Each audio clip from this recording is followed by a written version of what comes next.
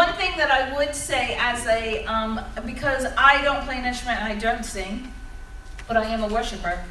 One thing that I would say is putting your whole heart into it, no matter where you are.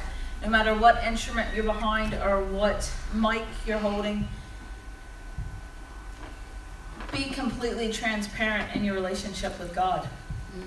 Be real in that sense, because anytime you're on stage and you're leading a church or leading an event or leading any kind of worship session, people are going to know straight away, because God says my anointing is shown through the fruits. And if you're not giving fruit, then people are going to know straight away you're just performing. You don't really have a relationship with God. I can tell you now, I don't play an instrument, and I mightn't be able to hear when somebody plays out a note. If it's really bad, I can tell. I've got a bit of an ear, but not that good. If I practiced, probably I could. But I'm not the best singer, but I know when somebody's out of note and singing, because I've been told enough when I was out of note, so I can recognize those kind of things. But straight away, without any musical ability, I know straight away, I can tell who's performing and who's worshiping.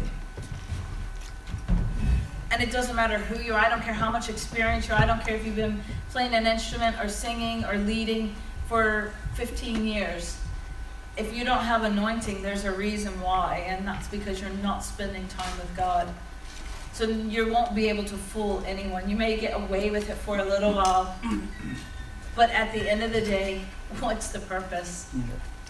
The thing you're doing is worshiping. You're leading worship. So if you're just up there to perform, it's kind of senseless if you're not actually spending time with God. Because who are you leading? You're not even leading yourself. That I could tell you without joking, without making an idiot of myself. Is that is a key thing, even as a musician. I know that when you play the guitar or the electric or you're playing the keyboard, you have to concentrate on what you're doing. But when you practice enough and you're spending time with God enough, I've seen some anointed... Are we done? Yes! Oh, okay, hang on now, I'm on a roll. When I've seen some anointed musicians, and because they practice and they've got the anointing and they've spent time, they're able to play the guitar and worship as well.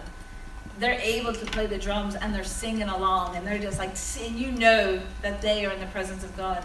They're, on the keyboard, and God takes control and is like all over. When you're singing, you're like show. It doesn't mean that you have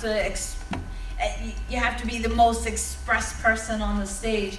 But it does mean if you're spending time with God, that anointing is going to flow. And it's okay if you're not the best musician, because God will take over. Because that's what anointing is. When I'm speaking, I mightn't be the best communicator ever. But when God takes over, then it doesn't matter how nervous I am. I know straight away when God takes over, because my nerves kind of leave. And that's what happens. Let God take over.